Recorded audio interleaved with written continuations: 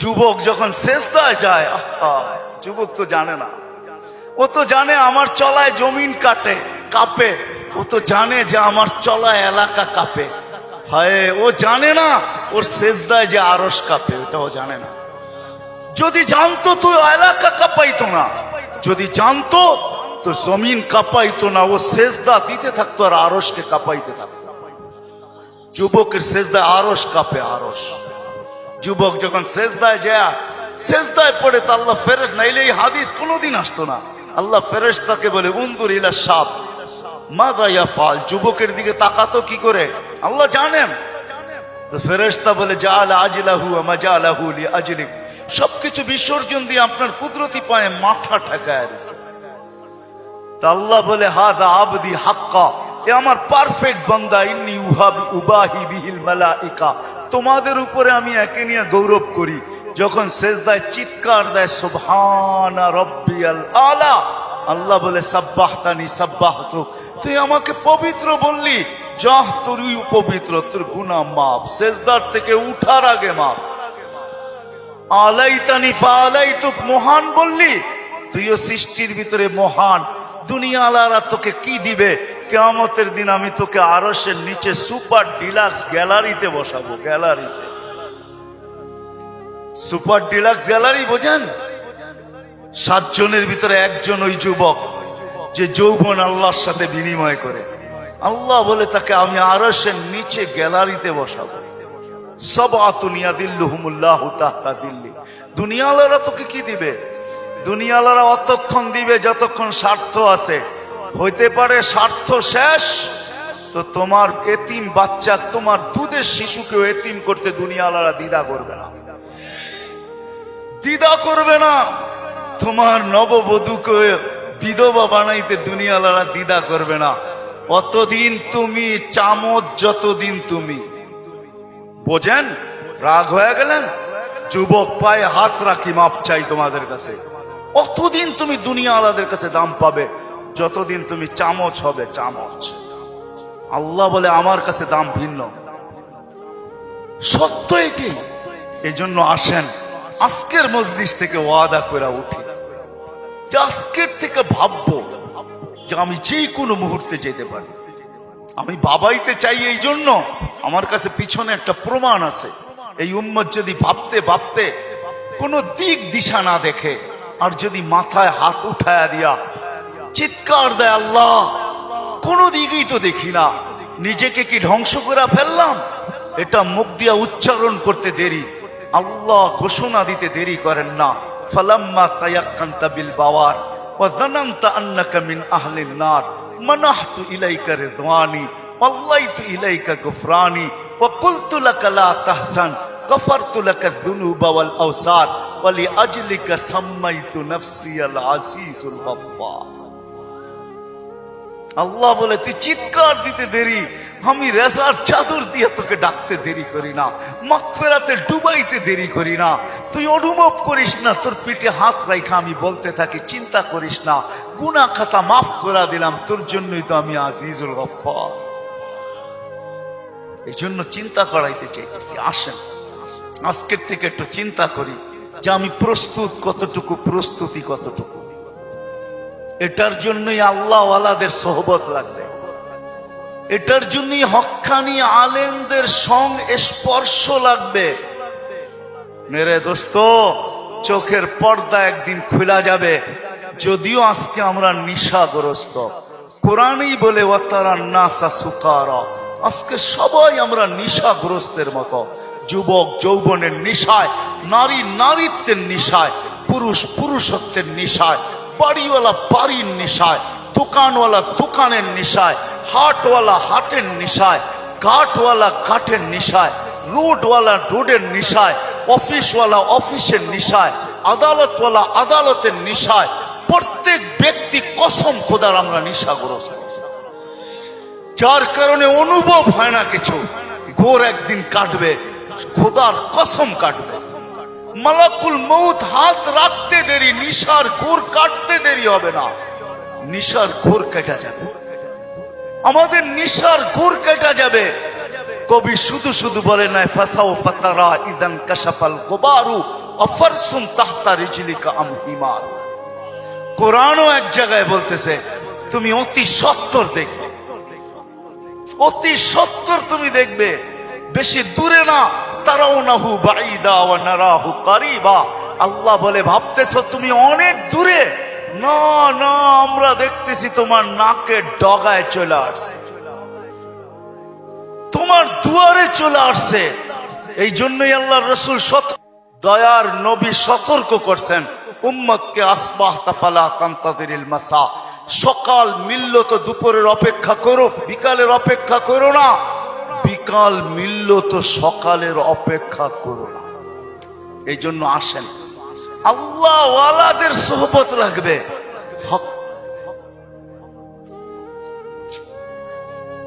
আল্লাহ ওয়ালাদের সোহবত লাগবে, হক্কানি ওয়ালাদের সোহবত লাগবে। এদের সোহবতে যাবে যখন, সোহবত লাগবে, পরিবেশ লাগবে। ওই পরিবেশে যখন যাবেন, ওই সোহবতে যখন যাবেন, ওই জায়গায় যখন যাবেন, তখন পর্দা আস্তে আস্তে সরতে থাকবে। সূর্য যেমন উঠতে থাকে তো ঘন কুয়াশাও আস্তে আস্তে সরতে থাকে। এক সময় সবকিছু ক্লিয়ার হয়। হক্কানি ওয়ালাদের, আল্লাহ ওয়ালাদের সোহবতে যখন যাবেন, তখন এই নিশা কাটতে থাকবে। ঘরে যখন আলোচনা হইতে থাকবে, নারী পুরুষ যখন আলোচনা করবে, তখন আস্তে আস্তে কুয়াশা কাটতে থাকবে। এই জন্য সবার কাছে দরখাস্ত, আসেন আসেন। লম্বা করার সুযোগও আমার কাছে নাই, কারণ আমি অসুস্থ, আমার চোখ উঠছে, তা নিয়েও আমি আসছি, কিন্তু ওয়াদা দিছি, এই জন্য চলে আসছি। আমি আসছি গত 9 তারিখে, 1 মাস টানা সফর করার পরে আমেরিকা থেকে আসছি। আসার পরের দিন থেকে অসুস্থ, আর প্রতিদিনই প্রোগ্রামে যেতে হয়, কেননা ওয়াদা। এরা কি জবাব দিবে মানুষের সামনে? ইজ্জত বেজ্জতির প্রশ্ন। বিদায় চলে আসছি, বিদায় শেষ জায়গা আমি চলে আসছি। আসেন ভাবি, ভাববেন তো? পাক্কা ওয়াদা করতেছেন? হ্যাঁ, আরে চিন্তা করেন, ওই উম্মত কেন চিন্তা করবে না যার চিন্তায় 60-70 বছরের ইবাদত রাখা আছে? লা তাফাক্কুরু সাআতিন খায়রুম মিন ইবাদাতি 60 আও 70 সানা। ওই উম্মতের চিন্তার কোনো প্রয়োজন ছিল না। সে চিন্তা করবে তো করবেই বা কেন? তার চিন্তার ভিতরে কোনো পোয়েট ছিল না, ওজন ছিল না, কোনো বিনিময় ছিল না। এই উম্মত চিন্তা করবে না তো করবে না কেন? যার প্রত্যেক চিন্তার মুহূর্তের বিনিময় 60-70 বছরের ইবাদত দেওয়ার জন্য আল্লাহ প্রস্তুত। নাইলে এই হাদিস আমাদের দুয়ার পর্যন্ত আসতো তো আসতো কেন? একটু বিবেক দিয়া ভাবেন না? আল্লাহ বিবেক দিছে, ভাবেন। ভাববেন না কেন? ভাবেন, আপনি ভাবেন। ভাবনার দ্বারা কি হবে? একটু আগেই তো আমি হাদিস শুনাইলাম, এই উম্মতের ভাবনারও ওজন আছে। এই উম্মত ভাবতে দেরি, আল্লাহর রহমত উম্মতের দিকে ছুটে আসতে দেরি করে না। এই জন্য ভাববো, হক্কানি আলেম আর আল্লাহ ওয়ালাদের সোহবতে যাব। যাবেন তো? হ্যাঁ, যাবেন? হ্যাঁ, কমসে কম নামান, কমসে কম নিজের নামটা লেখায় রাখেন, কাজে দিবে। জানি না কথাটা কতটুকু সত্য, কতটুকু মিথ্যা, কিন্তু ছোটবেলার থেকে ছুঁইনা আসতেছি, এই জন্যই বলতেছি। আবার দেখতেছি যে কথাটা আসলেও সত্য। ইউসুফ আলাইহিস সালামকে যখন বুড়ি কিনতে যান, তো সবাই বলছে বুড়ি তুমি কিনবে তো কিনবে কি কইরা? টেন্ডার তো সবার আগে শো কইরা বসে আছে মিশরের বাদশাহ। এর টেন্ডারের উপরে যাবে তো যাবে কে? সবচেয়ে বড় বুলি সে লাগায় বসে আছে, তুমি কিনবে তো কিনবে কি কইরা? বলছে আমি কিনতে যাইতে চাইতেছি না, আমিও জানি কিনতে পারবো না, কিন্তু আমি চাই লিস্টিতে আমার নামটা থাক। কিয়ামতের দিন যদি লিস্টি খোলা হয় যে ইউসুফের ক্রেতা কে কে ছিল, আমার নামটাও যেন আসে। সত্য এটাই, কিয়ামতের দিন হক্কানি আল্লাহ ওয়ালাদের, ওলামাদের লিস্টিও খোলা হবে। লিস্টি যদি খোলা না হইতো, তাইলে এই কথা আমার কাছে কোনোদিন পৌঁছতো না। এই উম্মতকে আল্লাহ ডাইরেক্ট জাহান্নামে পাঠাবেন না, ফয়সালা হয়ে গেল পাঠাবেন না, ডাইরেক্ট পাঠাবেন না। অন্য উম্মত ফয়সালা হবে সিধা জাহান্নামে, এই উম্মত যাবে না। এই উম্মতকে আল্লাহ এক জায়গায় নিয়ে জড়ো করবে। জড়ো করা বোঝেন তো? একত্রিত করবে, ওই জায়গায় নিয়ে করবে যেই জায়গা দিয়ে আলেমরা জান্নাতে যাবে। যখন আলেমরা ওইখান দিয়ে অতিক্রম করবে তো আল্লাহ পুরা মজমাকে বলবে, কে কাকে চিনো, কাল লিস্টিতে কার নাম আছে, তাড়াতাড়ি ধরো, চলা কিন্তু গেল। তো যায়া ধরবে, হযরত আপনার লিস্টিতে তো আমার নাম আছে, আপনাকে তো আমি চিনি, মহব্বত ছিল, ভালোবাসা ছিল, আসা যাওয়া ছিল, উঠা বসা ছিল, চলাফেরা ছিল, খাওয়া লওয়া ছিল, আর শুনেও আসতেছি আপনারা সুপারিশের অধিকার পাইছেন, আল্লাহ আপনাদের সুপারিশ কবুল করবে, আমাদের ফয়সালা জাহান্নাম হয়ে গেছে, একটু যদি হাত উঠায়া দিতেন হয়তো নিষ্কৃতি পাওয়া যেতাম। তো আলেমরা দেখবে যে ঠিক কিনা তার কথা, ওইখানে আল্লাহ প্রমাণিত করবে প্রজেক্টরের ভিতরে, দেখতে সে যা বলবে ওটা সত্যায়িত হইতে থাকবে। তারপরে আলেমরা সম্মিলিতভাবে আল্লাহকে বলবে, আল্লাহ আমরা জান্নাতে যাব না। তা আল্লাহ বলবে, কেন যাবে না? এরা সবই তো আমগো লিস্টির মানুষ, সবই তো পরিচিত, এরা দুযোগে চলে যাবে আর আমরা জান্নাতে চলে যাব। রাসূলুল্লাহ সাল্লাল্লাহু আলাইহি ওয়াসাল্লামকে মুখ দেখাবো তো দেখাবো কি? যাব না। বলছে কেন, কখন যাবে? এদেরকে দিলে যাব। তা আল্লাহর রহমত জোশ আসবে, আল্লাহ বলবে যে যাকে চিনো নিয়ে চলে যাও, এটার নামই সুপারিশ। এই জন্য বলি কমসে কম নামটা রাখেন লেখা, যান সম্পর্ক জোড়েন আল্লাহ ওয়ালাদের কাছে, আর বলেন হুজুর আমার নামটা একটু লেখা রাখেন, যে আপনার সাথে আমার সম্পর্ক লেখা রাখেন। চড়বেন তো, নাইলে আমি এত লম্বা কথা বলতাম না। আর তিথি হইল আজকের থেকে কোনোদিন নামাজ ছাড়বো না, ওয়াদা কিন্তু পাক্কা। যেইখানে থাকি, যেই অবস্থায় থাকি, যেইখানেই থাকি ওইখানেই দাঁড়ায়। দুনিয়ার কিছু নামাজ আছে, এক নামাজে জান্নাত আছে। হ্যাঁ হ্যাঁ আছে, হুজুরকে জিজ্ঞেস করেন। পাহাড়ের চূড়ায় আজানের আওয়াজ গেছে, ওইখানেই দাঁড়ায় গেছে আল্লাহু আকবার। চূড়ার নামাজ তাকে জান্নাত দিবে, জান্নাত। হ্যাঁ, ক্ষেতের ভিতরে আছে, ক্ষেতের আইল বলেন আর লাইল বলেন আর যেটাই বলেন, ক্ষেতের ভিতরে আছে, আজানের আওয়াজ আসছে, ওইখানেই আতাইলের ভিতরে বলেন আর লাইলের ভিতরে বলেন আর আইলের ভিতরে বলেন, গামছা বিছাইছে আর আল্লাহু আকবার। মালিক তুই বড়, আমার ক্ষেত বড় না। অফিসে আছে, কাজ করতে করতে ছুটার রাস্তা নাই, চেয়ারের পাশেই দাঁড়ায় গেছে আল্লাহু আকবার। এই সমস্ত ক্ষেত্রগুলা জান্নাত ওয়াজিব করে দেয়, ওয়াজিব। আল্লাহ ফেরেশতাদেরকে দেখায় কত ব্যস্ত, দেখ, তারপরও আমার ডাক শুনতে দেরি, আল্লাহু আকবার বলতে দেরি করে নেয়। আল্লাহ কত বড়। আমি যদি বিজ্ঞান পড়াইতাম আপনাদেরকে, তাহলে পড়াইতাম আল্লাহ কত বড়। কার কুদরতি পায়ে রাখা, পাও রাখার অনুমতি, মাথা রাখার আপনাকে অনুমতি দিতেছে। আল্লাহু আকবার শুধু তর্জমা জানি, আল্লাহ মহান, কিন্তু সৌরজগৎ দিয়া জানি না। যদি সৌরজগৎ পড়াইতাম তাহলে আপনাদেরকে আমি দেখাইতাম কত বড় আল্লাহর কুদরতি পায়ে আপনি মাথা টেকাইতেছেন, কত বড় আল্লাহ। এটা সৌরজগৎ পড়া ছাড়া বুঝে আসবে না আল্লাহ কত বড়। সৃষ্টি পড়া ছাড়া বুঝে আসবে না আল্লাহ কত বড়। উর্দু জগৎ পড়া ছাড়া বুঝে আসবে না আল্লাহ কত বড়। তখন আল্লাহ বড় বলবেন, কিন্তু দিয়া বলবেন, কিন্তু দোকান। আল্লাহ বড় মানি, কিন্তু দোকান কার কাছে রেখা যাব, অফিস কার কাছে রেখা যাব, ক্ষেত খামার কার কাছে রেখা যাব, কিন্তু বলবেন।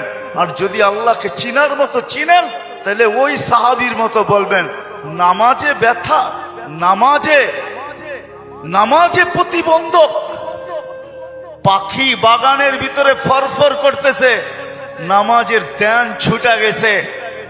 ঘন বাগান ছিল, খেজুরের বাগান, তো পাখি ফরফর করতে যায়, নামাজের থেকে ধ্যান ওইদিকে সরা গেছে। সালাম ফিরাইতে দেরি, বাগান সৎকা করতে দেরি করে না। সৎকা থাকবে না বাঁশ, বাজবে না বাঁশি, থাকবি না তুই, ফরফর হবে না, আমার নামাজের ধ্যানও নষ্ট হবে না। আমি তো আল্লাহু আকবারের সামনে। আল্লাহকে যদি চিনে তাহলে ওই আবু দাহদার মতো হয়। এক খেজুর গাছ, 600 খেজুর গাছের বাগান, এক খেজুর গাছের বিনিময়। আল্লাহর রাসূল ওয়াদা করছে এক সাহাবীর সাথে, যে খেজুরের মালিক থেকে তোকে বাগান গাছ নিয়ে দিব, কিন্তু ও ছিল মুনাফেক। বলছে খেজুরের গাছ আমাকে দে, তোকে আমি জান্নাতে বাগান নিয়ে দিব। ইয়া রাসূলুল্লাহ, আমার ছেলে সন্তান এই খেজুরের গাছের খেজুর খুব পছন্দ করে, এটা ছাড়া যা চাইতেন তাইলে দিতাম, এটা দিব না। আবু দাহদা পাশে দাঁড়ায়া শুনতেছিল, তো বলছে ইয়া রাসূলুল্লাহ, কানে কানে আমি নিয়া দিলে দিবেন? অবশ্যই দিব, কেননা উনি মুনাফিকের রব চিনতেন। তো যা বলছে খেজুর গাছ বেচবি? আল্লাহর রসুল রে দিলাম না, তোকে কি করে দেই? কতগুলা খেজুর গাছ হইলে দিবি না, এটা কতগুলা হইলে দিবি না? তো বলে খেজুরের সিজন চলতেছে, সব গাছে খেজুর ভরা। বলছে তোমার ওই 600 বাগানের 600 খেজুর গাছের বাগানটা আছে, ওইটা দিবা? তাহলে দিয়া দিব। ডান, দিয়া দিলাম। দে খেজুর গাছ। ডন কয়া ছুটা শুরু করছে, কেননা আবু উম্মুদ দাহদা খেজুর বাগানের ভিতরে বাচ্চা কাচ্চা নিয়ে খেজুর পাহারা দিতেছিল, নিজে খেজুরের বাগানও ঢোকে নাই, বাহির থেকে দাঁড়ায় চিৎকার দিতেছে, উম্মুদ দাহদা কি হয়েছে? কয় জলদি বাহির হ, খেজুর গাছ বেচা বিক্রি হয়ে গেছে। কয় কোথায়? আল্লাহর রসুলের সাথে জান্নাতের বাগানের বিনিময়। তো ছেলে সন্তান নিয়ে মহিলা স্লোগান দিতে দিতে বাহির হইতেছে, কি? রবিহাল বাইয়া বা দাহদা, রবিহাল বাইয়া বা দাহদা। আবু দাহদা, বড় লটারি জিতা গেছিস তুই, বড় লটারি জিতা গেছিস। বাহির হয়ে চলে আসছে, 600 খেজুর গাছ দিয়া দিছে। আল্লাহর রসুলকে বলছে, ইয়া রাসূলুল্লাহ, খেজুর গাছ কিনা ফেলছি। কয় কি দিয়া কিনছিস? কয় 600 খেজুর গাছের বাগান দিয়া কিনা নিছি। আবু দাহদা, আল্লাহ তোকে এর চেয়ে 10 গুণ বড় বড় জান্নাত দিবে। আমি তোর খেজুরের বাগান দেখতেছি জান্নাতের ভিতরে। সত্য এটা। ওরা চিনছে আল্লাহু আকবার কি জিনিস, ওরা চিনছে লা ইলাহা ইল্লাল্লাহ কি জিনিস, মুহাম্মদুর রাসূলুল্লাহ কি জিনিস। এই জন্য ওয়াদা করেন আজকের থেকে নামাজ ছাড়বো, পাক্কা ওয়াদা। যুবকরা কি বলে? পাক্কা ওয়াদা। ইনশাআল্লাহ হুজুর দোয়া করবে, তারপরে এখান থেকে উঠা যাব, এর আগে কেউ যাব না। আমি আপনাকে চোখ খুলে দেখাইতে পারি, আমার চোখে চোখ উঠার কারণে কথা বললে অনেক জোর লাগে। আবার কালকেও প্রোগ্রাম আছে, ডেলি আছে। আসছি আমি 9 তারিখে, 1 মাস সফর করার পরে টানা আমাদের তাবলিগি সফর ছিল। 1 ঘন্টার জন্য এরকম কোনো সুযোগ ছিল না থামার। তারপরও চলে আসছি। উঠা চলে যাবেন? আল্লাহওয়ালা মানুষ, একটু আগেই তো আল্লাহওয়ালাদের সোহবত বলতেছিলাম। ইনশাআল্লাহ ওনার দোয়া শুইনা, দোয়া নিয়া তারপরে যাব। আল্লাহ আমাদের সবাইকে আমল করার তৌফিক দান করে।